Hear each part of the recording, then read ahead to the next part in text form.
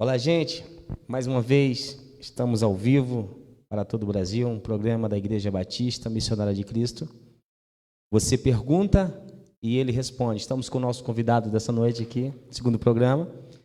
Sexta-feira passada foi muito maravilhoso nosso programa, foi uma bênção. Tivemos junto aqui, esclarecendo para a população, para as pessoas, acerca de algumas perguntas, algumas coisas que eles precisavam saber. E foi de suma importância para algumas pessoas que depois até me abordaram e falaram: poxa, pastor, que iniciativa bacana, né? E mais uma vez estamos juntos aqui para poder somar com você que está do outro lado aí agora, somar com você que está nos assistindo nesse momento agora, você que vai dividir com a gente um pequeno espaço de tempo aí, vai estar conosco na nossa programação da Igreja Batista Missionária de Cristo, uma igreja que faz missão e, como prova disso, estamos aqui fazendo mais uma missão, trazendo conhecimento na área do direito para você que nos assiste. O programa, você pergunta, ele responde. Qualquer dúvida que você tenha, qualquer pergunta, qualquer indagação na área do direito, pergunta que esse menino aqui manda muito bem. Doutor Marlon, boa noite. Boa noite, pastor Anderson. Boa noite, internautas de todos os cantos que estão nos acompanhando agora, essa live ao vivo. Enquanto isso, né, pastor, aquele recado de sempre, o povo já compartilhando, já avisando que estamos no ar. Para mim, mais uma vez, é uma satisfação enorme poder comparecer. Semana passada nós tivemos a primeira apresentação, a primeira live, realmente foi uma repercussão positiva, muito bacana a participação. É uma pena que não deu tempo, o programa é curto, ele é objetivo, nós não conseguimos responder a todos os internautas. Hoje vamos tentar responder, inclusive, perguntas que ficaram no ar sem resposta na semana passada, e tentar responder da melhor maneira possível. Lembrando, pastor, isso aqui eu quero deixar bem claro, esse programa tem uma intenção de ser didático, tá? Maiores detalhes, evidentemente, você deve procurar um advogado de sua confiança na sua cidade, na sua região, porque ele vai entender melhor do seu caso. As respostas, pastor Anderson e internautas, as respostas que nós damos aqui, elas são didáticas. Ela é aquilo que é a praxe do direito, a melhor doutrina, as leis e a jurisprudência. Mas cada caso tem que ser visto no seu sentido concreto da coisa. Então, desde já, me coloco à disposição do programa para poder aí, nessa hora que tivemos aqui, poder aí interagir com os internautas, responder da melhor forma possível. Antes de continuar o nosso diálogo, quero perguntar para a produção se de fato está sendo transmitido a nossa programação, que eu não consegui acessar no nosso Facebook normal aí. Não, aqui ainda estou esperando. Ótimo. As pessoas estão chegando online, né? Tudo bem. Entre em contato com alguém relacionado à igreja, pede para compartilhar no grupo da igreja. Você que está nos assistindo nesse momento agora, compartilha na sua linha, no meio dos seus amigos, no seu grupo de WhatsApp, compartilha com mais pessoas para que todos possam chegar ao conhecimento nessa noite da área jurídica. Você que precisa de um auxílio jurídico, tem uma pergunta que você precisa da resposta, nessa noite será respondido. Você pode estar interagindo conosco, como já foi falado aqui, você pergunta e ele responde. Tá? Boa noite. Eu quero falar com o doutor Marlon aqui acerca de um assunto que para muita gente no momento é de suma importância conhecer. Ela está ligada nessa questão, na questão da área da pensão alimentícia, né? Pessoas que no momento ela não está tendo a mesma renda que outrora, né?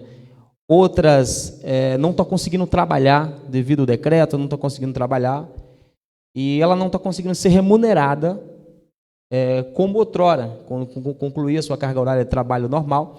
Essa pessoa, por lei, ela tem a obrigação de continuar pagando o mesmo valor? Como funciona? São perguntas que as pessoas querem saber, né? Porque ninguém esperava de um dia para a noite acontecer o que está acontecendo hoje, uma epidemia que mexeu com tudo, inclusive com muitas pessoas que são pensionistas, paga pensão, paga suas pensões diariamente, mensalmente, e nunca tinha vivido uma situação como essa. Queria que o senhor esclarecesse um pouco melhor e explanasse um pouco mais até mesmo minha pergunta. Perfeito, pastor Anderson. Internautas, é assim, a obrigação alimentar, ela é independente de quaisquer situações externas. Tá? O credor tem o direito de receber do devedor aquilo que é devido, que é o alimento. Quer dizer, por mais que a situação esteja extrema, por exemplo, você, pastor, é pai, o internauta, todo mundo aqui que tem um filho, você não pode dizer para o filho aquele dia assim: olha, filho, você não vai comer porque papai ficou desempregado, tá? Não, pelo contrário, aí é que o pai vai dar um jeito de virar nos 30, porque o arroz, o feijão e o ovo tem que estar lá, tá? Então, assim, em que pesem as dificuldades que estamos todos passando, não há uma autorização, um alívio para que o devedor do alimento, e nem sempre é homem, pai, tá, gente? Existem mamães, mulheres, que, por exemplo, não detêm a guarda da criança e o pai vai cuidar. E ele também tem direito, tá? Porque, veja bem, gente, não é o homem ou a mulher que recebe pensão. Você administra, porque a pensão é para o incapaz, o menor de idade, ok? Então, não há nenhuma licença para que o devedor possa parar de pagar. Mas aí, respondendo a sua pergunta, mas o que fazer se eu tive uma redução salarial, ou mesmo se eu estou afastado sem remuneração? O que você pode fazer, e é previsto em legislação, isso é perfeitamente possível, o que é possível fazer é você ingressar imediatamente, pastor Anderson e internautas, o que você pode fazer é ingressar com uma ação chamada revisional. Porque, veja bem, a ação de alimentos, diferentemente de outras espécies de ação, ela tem o seu rito próprio, mas a ação de alimentos é aquela ação que ela não faz coisa julgada, materialmente falando. O que é coisa julgada? Você tem uma lide, você ingressa com uma ação judicial, disputando alguma coisa, ok? Requerendo alguma coisa em juízo, em face de alguém contra alguém, e depois de todo um procedimento, dando às pessoas o direito de fala, de provas e contraprovas, enfim, depois que transita em julgado aquela ação, você já não pode mais discutir o mérito, ok? Depois vai ser dito o direito, ok? Se você está pela autoria ou pela defesa, vai ser dito o direito de cada um, obrigação de fazer, de não fazer, pagar a quantia certa, enfim. As ações, elas quando transitam em julgado, via de regra, elas transitam em julgado. Põe uma pedra na situação e nunca mais se discute aquilo. A ação de alimentos é um pouco contrário, é diferente. Ela não faz coisa julgada material, ela faz formalmente, mas não faz materialmente. O que eu quero dizer? Que enquanto durar aquela situação de dependência de alimentos, tanto aquele que paga quanto aquele que recebe, pode, a qualquer momento, entrar com uma ação chamada ação revisional de alimentos. Ou seja, aquele que tem aquele que precisa diminuir a pensão, porque a sua situação fática também mudou drasticamente para pior, no caso de desemprego, no caso de minoração do salário, da renda, ele deve entrar com uma ação de revisão para solicitar em juízo que se diminua o valor, que seja proporcional à nova situação que ele está vivendo. O contrário também é verdadeiro. Aquela pessoa, o credor, que está recebendo alimentos, ok? E ela sabe que o devedor hoje tinha uma situação Y, e amanhã passou a ter uma situação XY, melhorou, mudou de vida, graças a Deus, ela, pelo seu direito de proporcionalidade, posso conviver com isso, sendo que o devedor, que geralmente é o genitor, homem ou mulher, tem uma situação lá em cima. O que eu vou fazer? Lá atrás, quando eu impetrei a ação, era de um jeito. Hoje o estado fático é outro. Então eu vou entrar com uma ação revisional para majorar os alimentos. Então, resumindo, seja para revisional para baixo ou para cima, você tem o direito de entrar com essa ação. O que você não pode fazer hipótese nenhuma, porque, repito, eu quero ser taxativo, contundente com você, internauta. Principalmente você que, infelizmente, está na situação. Não pare por conta própria, em nome do desemprego, por exemplo. Não faça isso porque você corre o sério risco de sofrer uma execução e aí as consequências poderão ser mais gravosas. Mas, como eu disse, esse programa é didático, nós respondemos assim muito superficialmente. Para maiores detalhes, a gente sempre diz, né? Por aí um advogado da sua confiança, ele vai com certeza dar uma orientação muito melhor ao seu caso concreto. Perfeito. Você que está nos assistindo nesse momento, já vai enviando suas perguntas para a gente. A produção já anotou alguma coisa ali. Já pode até estar passando para o doutor Marlos já, porque nós vamos interagindo com o nosso internauta que está do outro lado aí agora. Você que está do outro lado, não esquece, compartilhe isso aí, chama seus amigos, convida sua família, porque esse programa vai esclarecer muitas dúvidas para você, tá bom? Fechado com a gente, produção, pode comunicar o nosso advogado, doutor Marlon Damasceno, que vai estar esclarecendo as perguntas do nosso internauta nesse momento agora.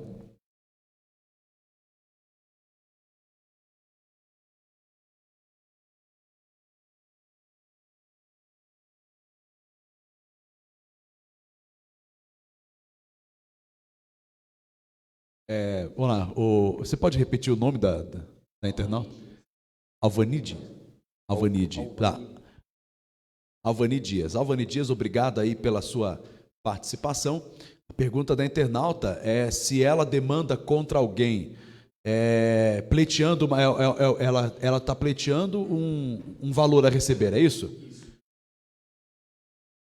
E o juiz já concedeu a ela esse direito.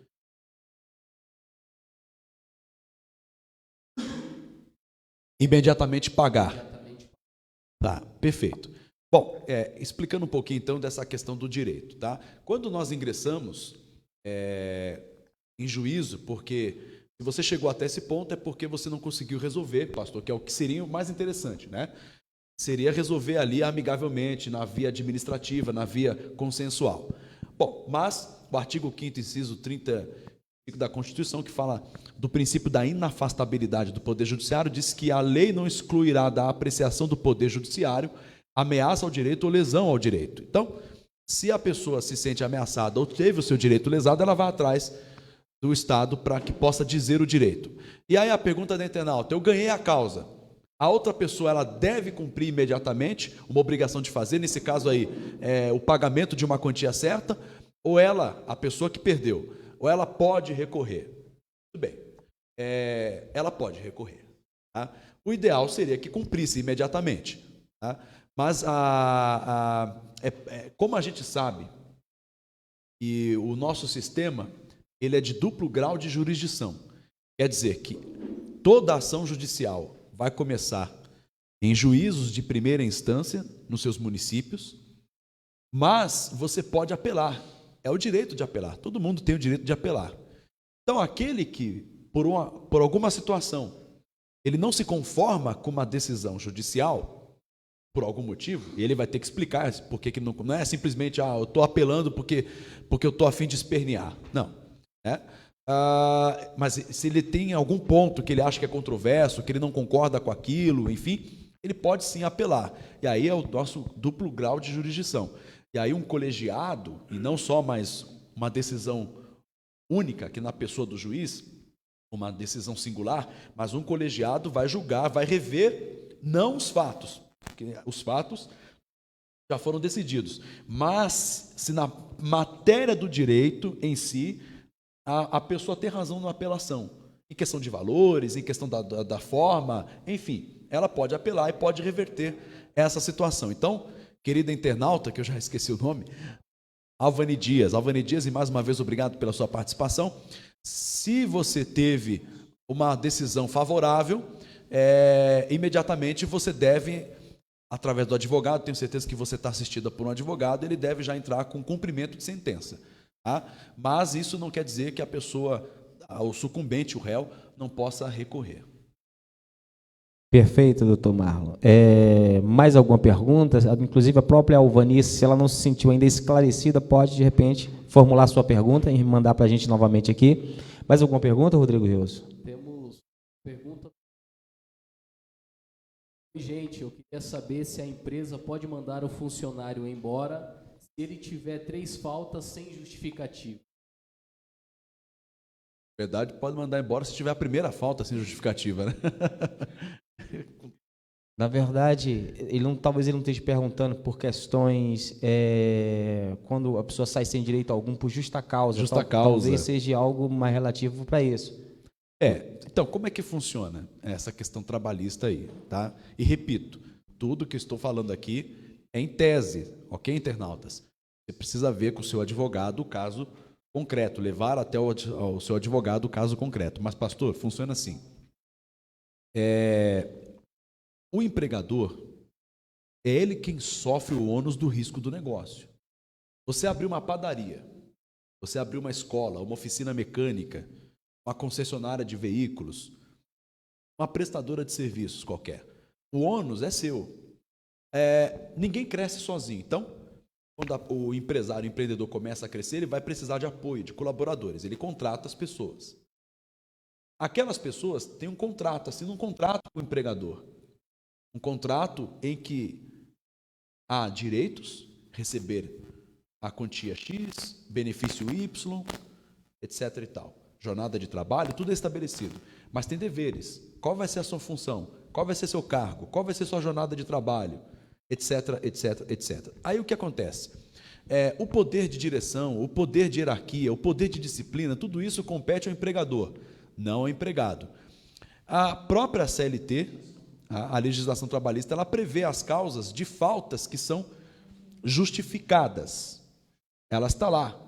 O que foge daquilo, se não tiver dentro da previsão da legislação trabalhista, faltas que poderão ser abonadas, se não estiver lá dentro previsto, elas serão automaticamente chamadas faltas injustificadas.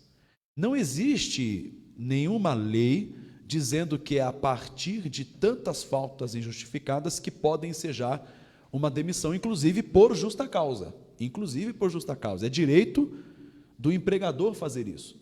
Tá? Existe a legislação para isso. Então, não existe um número de tantas faltas injustificadas. Tá bom? Isso não está previsto.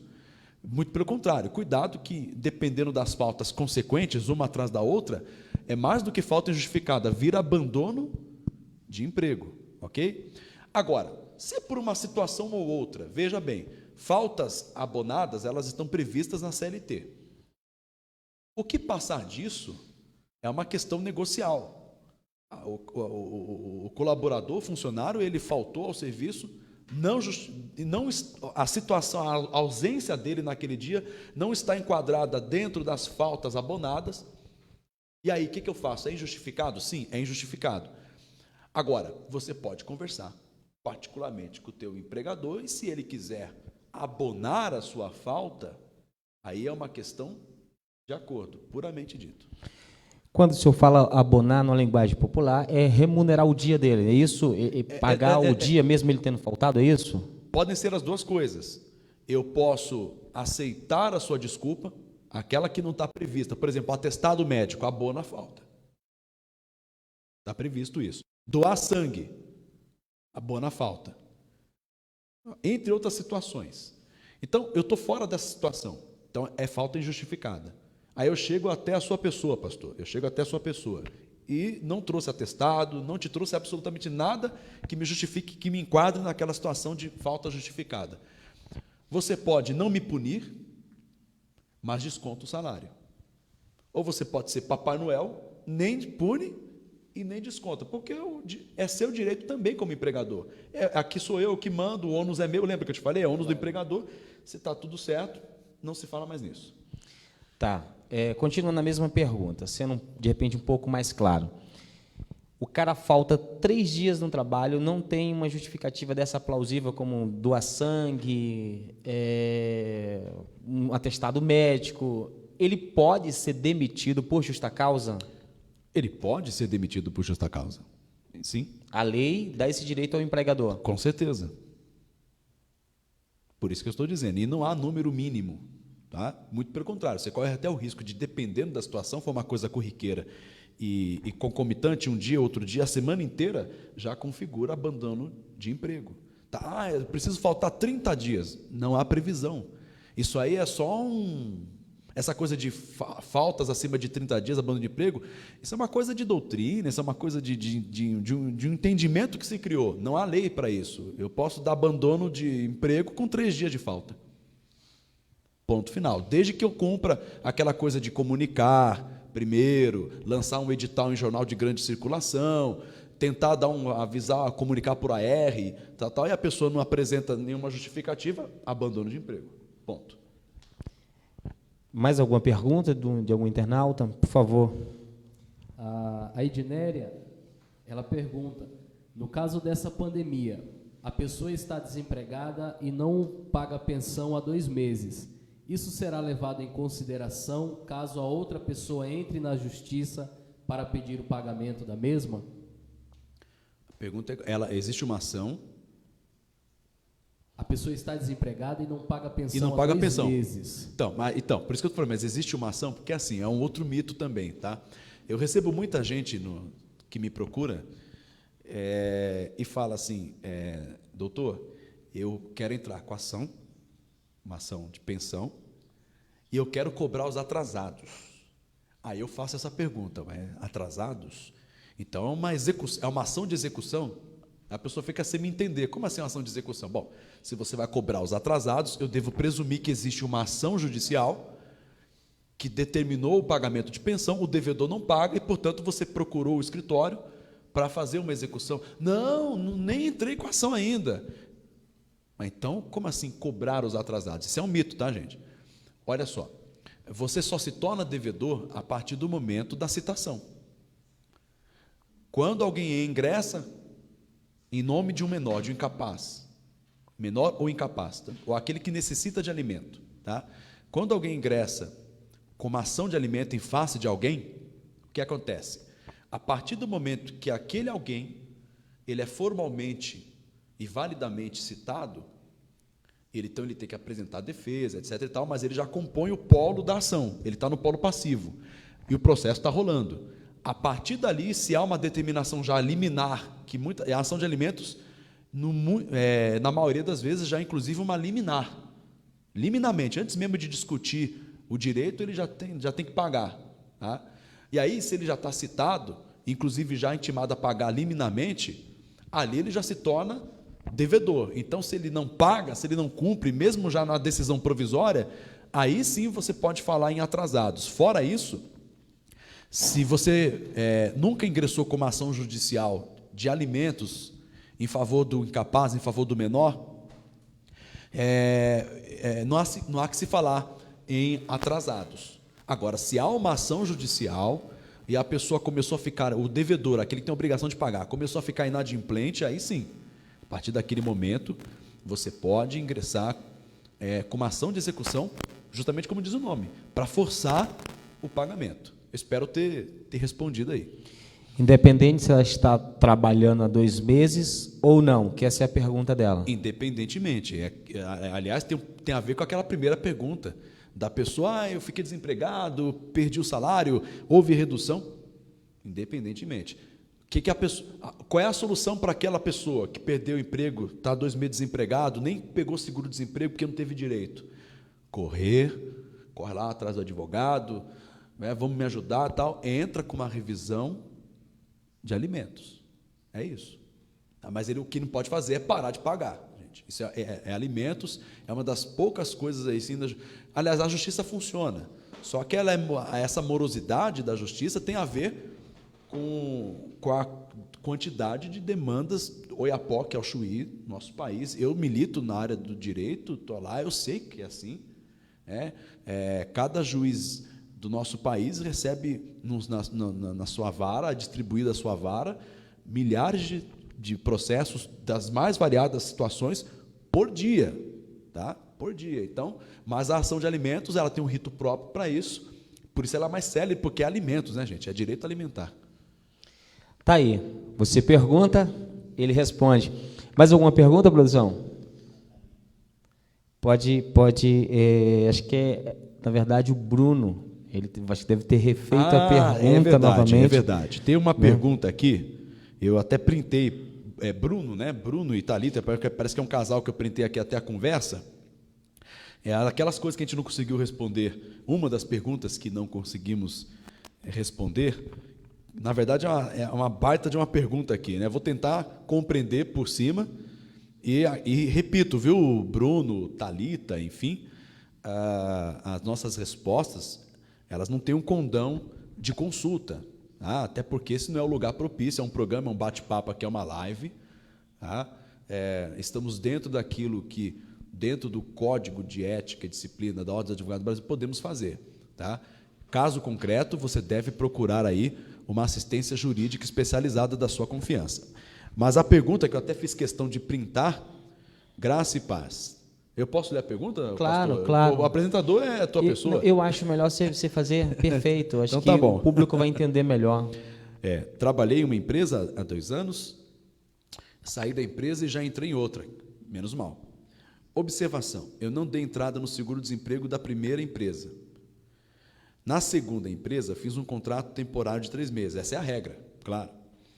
Antes de vencer o contrato de 3 meses, entrei em contato com a agência falando que não queria prorrogar o contrato. Assim que deu 3 meses, fui à agência para encerrar o contrato e dar baixa na agência.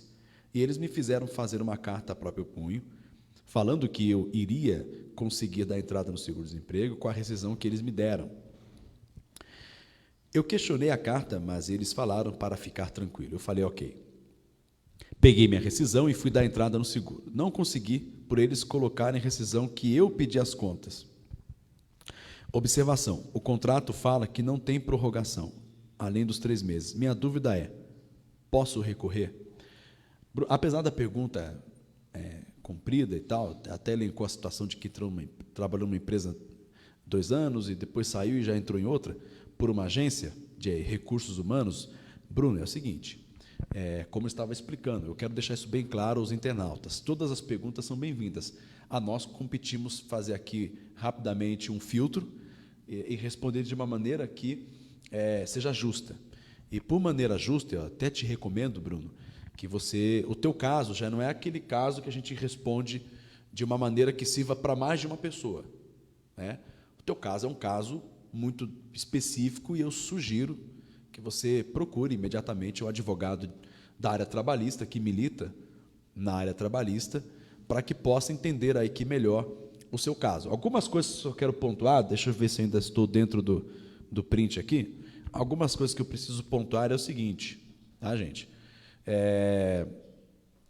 Todo contrato, via de regra, tá? Uma empresa, pastor Anderson e internautas, uma empresa, ela tem o direito de te contratar por tempo indeterminado de uma só vez. Por exemplo, eu chego até a tua empresa e você pode me registrar na carteira, na CTPS, por prazo já indeterminado, sem prazo para experiência. Isso é possível? É possível. Evidentemente que isso não acontece. Via de regra, o contrato de experiência de 3 meses, não é de 3 meses, é de até 3 meses, ele pode ter um período de experiência de 90 dias. Tá? Então, geralmente, o que acontece na maioria das vezes é o seguinte, o primeiro período de experiência, 45 dias, aí eu posso ou não, poder, lembra que eu te falei? É poder diretivo do empregador. Eu posso ou não prorrogar por mais 45 dias. Essa primeira e única prorrogação, ela é automática se ninguém se manifestar antes, se nenhum dos dois manifestar-se antes.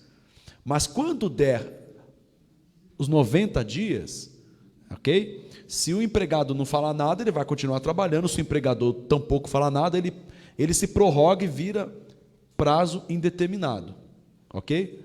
Mas se um dos dois, empregador ou empregado, se um dos dois não quiser dar continuidade naquele trabalho, deve se comunicar, evidentemente, não depois que deu 90 dias, mas antes, para dizer, olha, o seu contrato não será prorrogado, ou seja, não vai ficar por tempo indeterminado. Isso o empregador para o empregado e o empregado para o empregador, tá? Mas é aquilo que eu estou te falando, o teu caso, Bruno, é muito específico, tá? Existe a regra aí de direitos concernentes a um prazo de experiência é uma coisa, prazo indeterminado é outra, a questão de saque de FGTS, entrada de seguro-desemprego, etc, etc, etc. Eu recomendo veementemente, Bruno, que você procure uma assessoria jurídica, um advogado da área trabalhista. Perfeito, explicado, Bruno. Se porventura você também quiser reformular sua pergunta, que quiser ser mais detalhado em alguma área, ainda há tempo de você estar entrando em contato conosco, que o doutor Darlos Damasceno estará explicando para você de uma forma mais detalhada. Existe mais alguma pergunta? Eu vou estar fazendo uma outra pergunta aqui, relacionada ainda à questão de guarda, pensão alimentícia, esse tipo de coisa.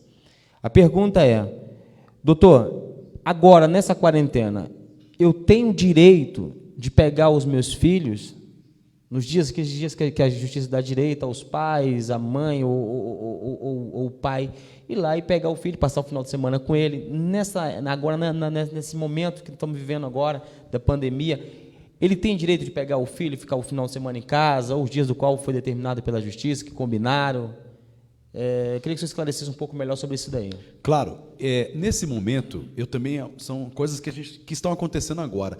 Até enfatizando aquilo que falamos na primeira live que fizemos semana passada, tem muita coisa que é nova, que inclusive não há precedentes formalizados, não há jurisprudência criada, em razão de certas situações que estão acontecendo, certos fatos novos que estão surgindo, demandarem aí uma nova interpretação ou reinterpretação,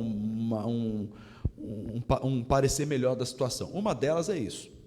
Nós estamos vivendo uma pandemia, ok? Essa pandemia trouxe resultados negativos, catastróficos em todo o globo, na maioria dos países atingidos por esse surto do coronavírus, fez com que seus governantes, seus chefes de Estado, de governo, decretassem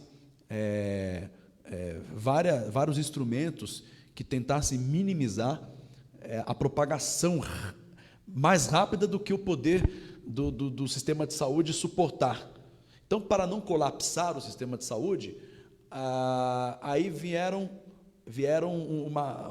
uma gama de procedimentos permitidos aí, ou estudados para o momento, como o que se faz aqui no Brasil, que é em alguns estados e prefeituras, que é o isolamento social, que é o fechamento de comércios e atividades consideradas não essenciais, entre outras medidas. Alguns estados agora estão até piorando a situação, alguns municípios decretando o chamado lockdown, praticamente aprisionando o povo, no bom sentido, não no sentido penal, aprisionando dentro de casa, para que passemos por isso aí da melhor maneira possível dentro de uma situação ruim. E aí o que acontece?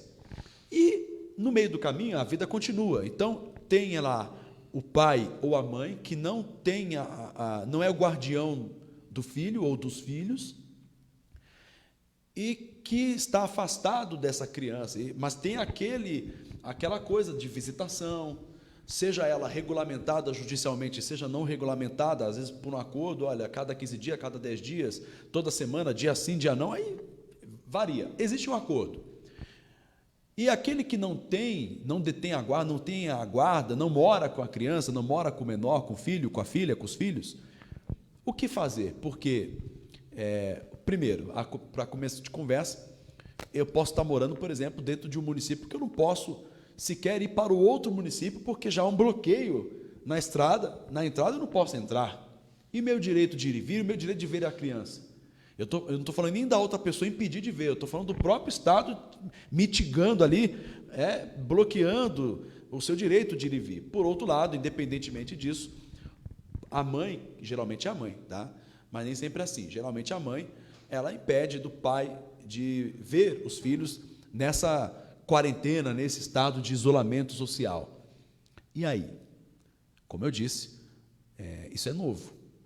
Via de regra, em tempos normais, se existe uma sentença ou um acordo homologado que vira sentença, e há um descumprimento por parte daquele que tem a obrigação, né? Uma sentença é isso, tem a obrigação de deixar acontecer regularmente a visita aos filhos, isso não acontece, você pode entrar, de novo, com uma ação para revisão de guarda e até, inclusive, se a depender da situação, pode caracterizar a alienação parental e você pode, inclusive, dependendo da gravidade da situação, estou falando muito assim por cima, tá? Dependendo da gravidade da situação, você pode, inclusive, perder o poder familiar, vai ser destituído do seu poder familiar. E a guarda pode ir para aquele outro que estava sofrendo o impedimento de ver os filhos. Isso em situações normais, só que não estamos em situações normais. Então, gente, de novo, a gente apela para a questão do bom senso. Se você está querendo fazer questão de ver o filho, por exemplo, que não quero julgar, mas se você está querendo ver por uma questão de pirraça, porque infelizmente tem isso, então você não está pensando no próximo. O próximo é justamente a criança que se deveria proteger, tá? Agora, gente, é o seguinte, como não há lei para isso, eu sugiro aí o bom diálogo. Tá? Gente, a gente não pode também fazer também um inferno. Por exemplo, dá um exemplo, às vezes a pessoa mora na mesma rua, não mora lá 2 quarteirões para baixo, e não, se a pessoa tem a capacidade de sair para ir ao supermercado, que é permitido, fazer uma compra, desde que, né, se resguardando, usando máscara, lavando as mãos, álcool em gel quando não pode lavar com água e sabão, quer dizer, tomando os devidos cuidados. O que me impede, eu moro na mesma rua, por exemplo, de ver o meu filho, isso aí não está legal. E aí, se você, no bom acordo, você não chega a um consenso, mais uma vez, ingressar com o Poder Judiciário naquela mesma ação que originou a questão da regulamentação de visitas. Mas acontece que em outras situações não estamos falando de mesmo bairro ou de mesma rua, estamos falando, como eu até dei exemplo, de outra cidade. E às vezes, quando não é o poder público te impedindo de viajar, que fez uma barricada na entrada, tem a questão de, eu não tenho carro, por exemplo, faz de conta, o cara vai ter que pegar um transporte, então, além de enfrentar a dificuldade de transporte, você está se expondo, a própria pessoa, para buscar o filho, está se expondo com outras pessoas e tal, e você vai trazer seus filhos se expondo na volta também. Será que isso é legal, papai ou mamãe? Você que não tem a guarda da sua criança. Então, é uma questão, pastor, de bom senso nesse caso. Perfeito, perfeito. Ô, doutor, eu quero fazer uma pergunta pessoal, forte.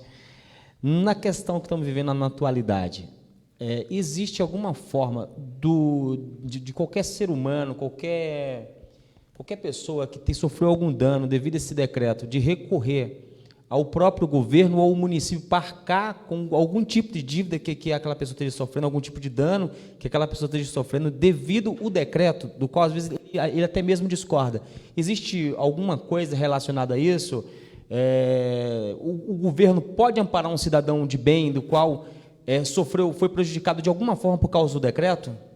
Pastor, você me fez lembrar esses dias atrás aí que teve essa celeuma, né? O governo federal falou para os empregadores que não tiveram outra solução a não ser demitir seus funcionários, que põe na conta do governo XPTO, né?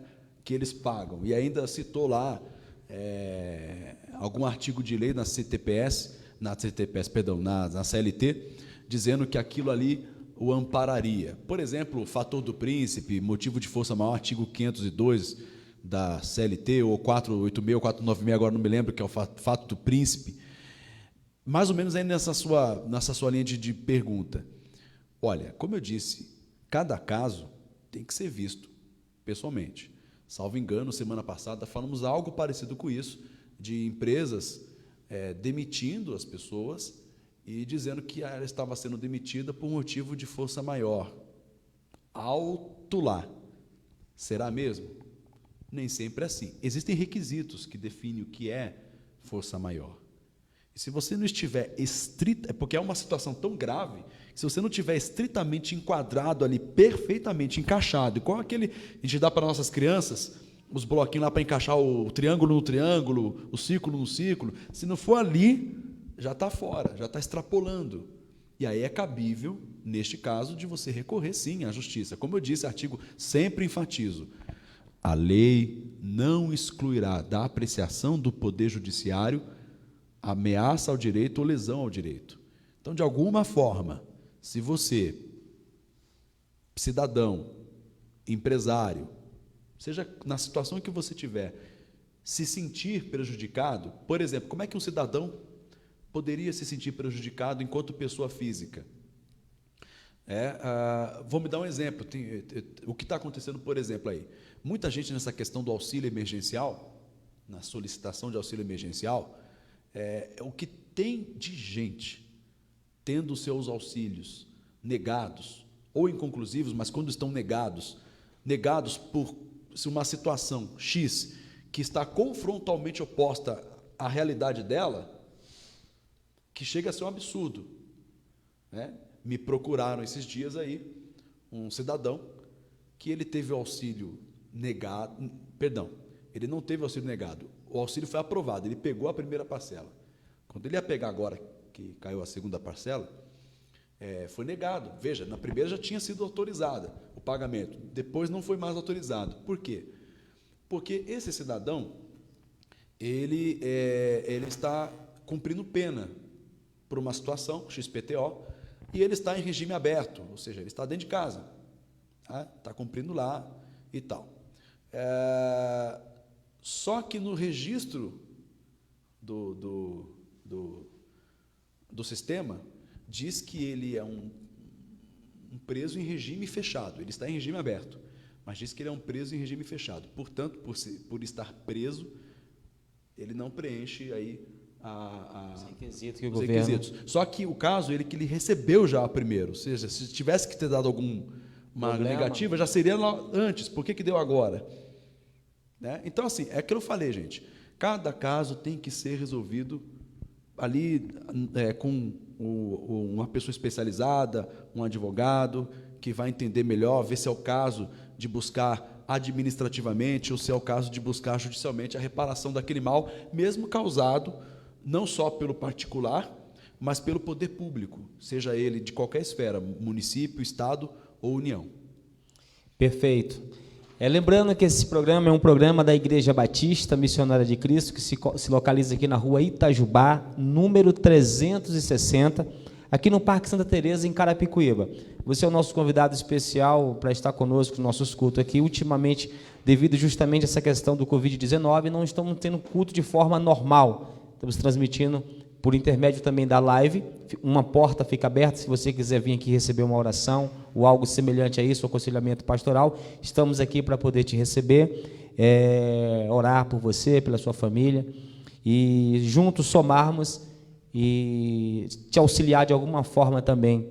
Nós estamos se aproximando já até mesmo do final, mas parece que tem mais perguntas de mais alguns internautas. Por favor, o Rodrigo Zeus, que está nos auxiliando nessa noite aqui. O Rogério Pereira, boa noite, doutor Marlon e pastor Anderson. Gostaria de tirar uma dúvida. Quando prestamos um serviço para uma empresa, que ela pega a minha nota fiscal e usa para poder pegar o dinheiro no banco para me pagar, e ela não me paga, e o serviço é concluído, né? O que foi acordado das duas partes foi concluído, porém ele não me pagou, e não fizemos o contrato pela situação da pessoa. Mesmo assim, eu consigo receber esse dinheiro? Qual o nome do internauta? É o Rogério Pereira. Rogério Pereira, obrigado pela participação, obrigado pela pergunta. Caro Rogério, primeiro, tirando de novo, desmistificando algumas coisas. O que é o contrato? É um acordo entre as partes. E no nosso sistema legal, poucas são as situações, não estou aqui para dar aula de direito, então não vou entrar nas minúcias, mas poucas são as situações em que se exige, para que exista a validade de um contrato, em poucas situações se exige forma, se exige uma coisa cheia de solenidades. Tá? No mais das vezes, em 90% dos casos, se eu acertar contigo aqui alguma coisa, é aquela coisa dos antigos, é no fio do bigode. Então, desmistificando já, Ricardo, né? Rogério, desmistificando, Rogério, contrato é aquilo que você acordou com alguém, ponto. Aí, uma outra coisa é como vou provar o contrato. Aí existem várias formas de também comprovar. A mais comum é testemunhas, outras, provas documentais, não propriamente o contrato, mas prova chamada indireta, algo que demonstra que houve ali um acordo. Não tem um contrato firmado, contratante, contratado, objeto do contrato, obrigações, deveres, blá, blá, blá, blá, blá, blá, assinatura. Pode não haver isso, mas existem outras formas indiretas, uma conversa de WhatsApp, uma troca de e-mail, como eu disse, testemunhas, entre outras situações. Quer ver uma coisa, que é um contrato? Eu subo dentro de um ônibus, como diz o interior, um coletivo. Eu estou usando um serviço, uma prestação de serviço do município. E eu sou usuário. Eu estou subindo no ônibus, eu estou utilizando aquele serviço. Quando eu compro o bilhete, uma passagem, é um contrato. E eu estou usando aquilo ali. Veja, que não existe uma formalidade. Já pensou se todo usuário tivesse que assinar um contrato primeiro para pegar o bilhete e tal? Não. Então, a prova, por exemplo, você vai viajar, né?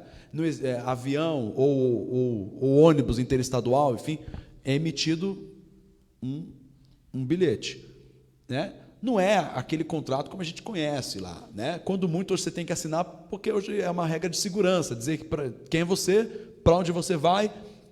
Hoje alguns até colocam lá qual o motivo da viagem, a trabalho, a lazer, visitar parente. E aí, mas não é uma prestação de serviço? Houve um contrato. E eu escolhi aquela operadora, aquela aviação, é um contrato. Na falha de qualquer né, eu vou ter consequências originárias daquele contrato. Eu sou um passageiro. Não paguei passagem, é contravenção. Além de, primeiramente, para não chegar tão forte assim na questão da contravenção, geralmente o motorista ou o cobrador vai falar, desce do ônibus, porque eu não estou pagando. Mas se quiser, ele pode parar na primeira delegacia, nunca vi isso, tá, gente? Mas, enfim, está previsto na lei. Eu posso parar na delegacia, chamar lá o agente público e falar, olha, eu quero prestar uma queixa, esse cidadão aqui, ele utilizou o transporte público e não pagou a passagem. Ele descumpriu o contrato. E está lá que isso no Código Penal, na parte de contravenções, que isso é uma contravenção. Tá? Então, eu vou ao restaurante. É um contrato que eu celebro. Tá? Eu olho o cardápio, o menu, peço, o camarada chega lá com um prato, eu celebrei com ele o quê? Um contrato. Eu tive que assinar alguma coisa? Não. Mas é um contrato. É um contrato tácito. E eu não paguei por aquele almoço. Eu posso responder por aquilo. Entendeu, ô Rogério? Então, repito, eu só estou falando assim, que a minha obrigação é dar essa luz. Maiores detalhes do teu caso, você pode procurar um advogado da sua confiança, ele vai ver aí o que você tem de provas, ele vai analisar o caso concreto, os fatos que você vai narrar para ele, vai ver se é o caso aí de ingressar no Poder Judiciário e de que forma, que tipo de ação será cabível nessa situação, para o cumprimento do seu contrato. Ou seja, pelo que eu entendi, é cabível sim, um direito dele, de repente, na justiça, de tentar conseguir... Veja, pastor, tem que tomar o cuidado, não é que é cabível sim. Eu estou escutando alguém falar alguma coisa, eu não estou olhando, não estou analisando as provas. Em tese, a primeira dúvida a questão eu não tenho um contrato formalmente celebrado. Para desmistificar, já disse a ele, bom, um contrato não é só necessariamente aquilo que está escrito, o verbal vale. Por exemplo, eu tenho uma padaria, todo dia o Luizinho vem limpar lá o balcão, eu não pedi para ele fazer isso, mas todo dia ele está lá varrendo, eu acho bonito, né? Alguém está limpando para mim.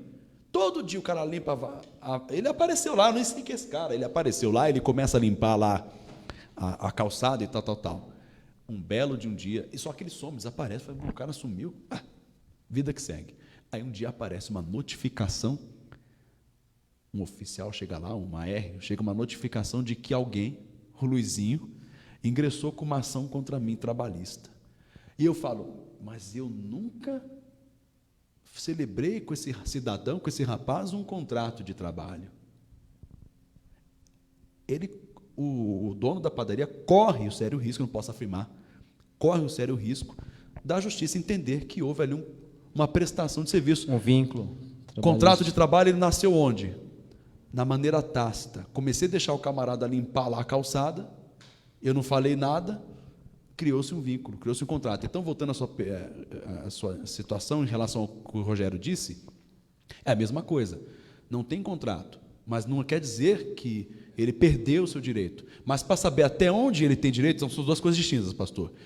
Ele não perdeu os seus direitos, mas para saber até onde vai seus direitos, antes de ingressar na justiça, é de bom tom que se procure um especialista, para que este especialista, esse advogado, possa então entender se é o caso de caber uma ação e que tipo de ação que vai caber. Entendi. Mais alguma pergunta, querido? O Van Cleverson, que está na nossa produção nos ajudando, vai também formular uma pergunta de um internauta ou é própria? Boa noite, tudo bem? Boa noite.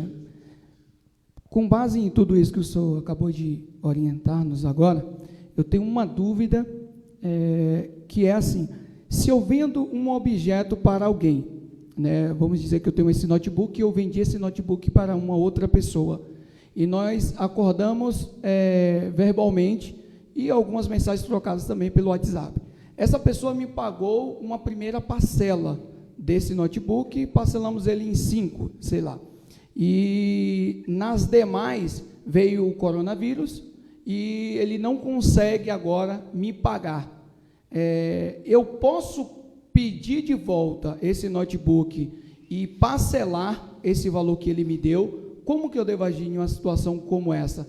Já que ambas as partes estão sendo prejudicadas, né? Ele nem consegue me pagar e eu não consigo receber, obviamente, mas eu estou preso em uma situação dessa. Como que eu posso agir nessa forma aí? Eu tenho que deixar ou eu posso pedir de volta e acordar com ele, olha, eu não posso te pagar a primeira parcela que você me deu toda, mas eu posso dividir essa parcela. Como que eu... Cleverson, isso? Cleverson, obrigado, tá? Tá ligado aqui nos bastidores. Aliás, parabéns aí pelo trabalho de vocês aí na questão da organização, do som, da iluminação, enfim, de toda a condução aí do programa. Cleverson, eu vou olhar para aqui para o internauta, porque a sua pergunta é uma pergunta que é a dúvida de muita gente também, tá? Então, o que acontece nesse caso aí hipotético do Cleverson? Veja bem, uma coisa que ele não perguntou, que eu já vou responder sem a pergunta. Na pergunta hipotética, houve uma celebração de acordo entre pessoa física para pessoa física. Supondo que o Cleverson não seja um lojista de produtos eletrônicos, portanto, esse negócio hipotético que ele celebrou com A, com B, ele é o A, celebrou com B, ele não está abarcado ali pelo Código de Defesa do Consumidor. É bom que se entenda isso, tá? Existem contratos cuja situação ela será direcionada por aquilo que está escrito, determinado no Código Comum, que é o Código Civil, que é o Código Geral. E existe aquele tipo de situação que quem vai definir o que pode e o que não pode, as regras, o regramento é o Código de Defesa do Consumidor. Então, por exemplo, neste caso hipotético, o B que está devendo o A diz assim, o A diz assim para o B que está devendo, aliás, vamos só mudar a situação. O B, então, devendo o A, é chamado pelo A para ter de volta o notebook, o produto da venda. Muito bem. E o A deveria devolver o valor pago, porque é assim que eles celebraram, o valor pago pelo B. E aí o A não devolve, sumiu, foi para outro planeta. O B, ele vai recorrer dentro das regras do Código Civil ou do Código de Defesa do Consumidor? Dentro do Código Civil. Por quê? Porque é uma celebração particular, porque eu não sou um lojista. E quando eu falo lojista, gente, não é necessariamente com CNPJ ali, registrado na junta comercial, com receita, não, tem nada a ver. Como eu te falei, muita coisa basta a situação fática. Eu tenho uma loja, e apesar da ilegalidade, ela é uma loja, ela funciona. Tá? Então, dito isso, respondendo de novo, nesse caso, o que poderia, em tese, acontecer? O Código Civil, quando trata dessa parte de obrigações, é chamado de obrigações, tem um título, né, que fala só sobre isso, das obrigações, né, e tudo que concerne ali obrigações, embutido aí o contrato. Então, lá em obrigações, que está determinado, regido pelo Código Civil, caro internauta, Cleverson, bastidores, pastor, o que acontece? Em tese, sim, é permitido, a nossa legislação permite que você, Cleverson, me venda um aparelho, um objeto, qualquer coisa, eu tenho um compromisso de te honrar e eu posso fazer o distrato desse contrato. Tá? Eu posso rescindir, eu posso fazer o distrato, enfim. Tá? Tudo que vale semana passada eu falei uma coisa aqui, que é o princípio da pacta sunt servanda. O contrato, verbal, tácito, escrito, não importa. O contrato faz lei entre as partes. Então, se está escrita a possibilidade de eu fazer a devolução porque o outro não está fazendo o pagamento e vice-versa, por um defeito, por exemplo, isso é previsto, isso é possível. Aí eu devolvi o aparelho e eu preciso de volta, então, o valor da primeira parcela. Ora, por exemplo, se há uma previsão, porque desde que não seja proibido, eu posso colocar o que eu quiser, verbalmente, inclusive. Se eu falar assim que as parcelas não têm devolução nenhuma, e a outra pessoa que está no gozo das suas faculdades mentais, ela não é nenhuma incapacitada e tal, ela aqueceu com isso, ela concordou com isso, depois eu não posso cobrar daquela pessoa. Devolva aquela primeira parcela porque estou te devolvendo o aparelho. Se for acordado isso, se não for isso, e eu não tenho mais o objeto nas minhas mãos e estou devolvendo da forma como eu recebi, sem nenhum defeito, sem nada, o vendedor tem a obrigação de me devolver também aquele dinheiro ali. Tá? Muito bem. Se não fizer isso, então aquele B passa a ser o credor, ele passa a ter o direito, então, de, inclusive, se preciso for, ingressar com uma ação judicial de cobrança, né, daquela situação. Tá bom, Cleves? Foi uma pergunta formalizada pelo Van Cleves, que inclusive está nos auxiliando aqui juntamente com o Rodrigo Rios e o nosso irmão Jonathan, que nessa noite esteve nos bastidores organizando toda a questão da nossa programação. Estamos caminhando para o final agora de verdade. Poxa, foi muito bom estar com o senhor aqui e poder dividir conhecimento com essas pessoas aí que precisam de um auxílio, porque os dias são maus, como diz o irmão Lázaro, e nada melhor que o conhecimento. O conhecimento nos ajuda a sair de situações, às vezes, difíceis. Né? Queria passar a palavra para o senhor das suas considerações finais e já partirmos já para o final do nosso programa.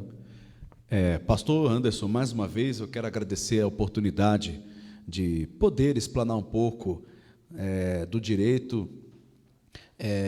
O conhecimento ele não é algo que tem que ser guardado para si.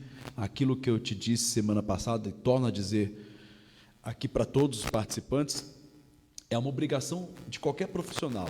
O médico, na área competente, o engenheiro, na sua área competente, o professor, na sua área competente, transmitir, dar o que recebeu. Aliás, é bíblico, né?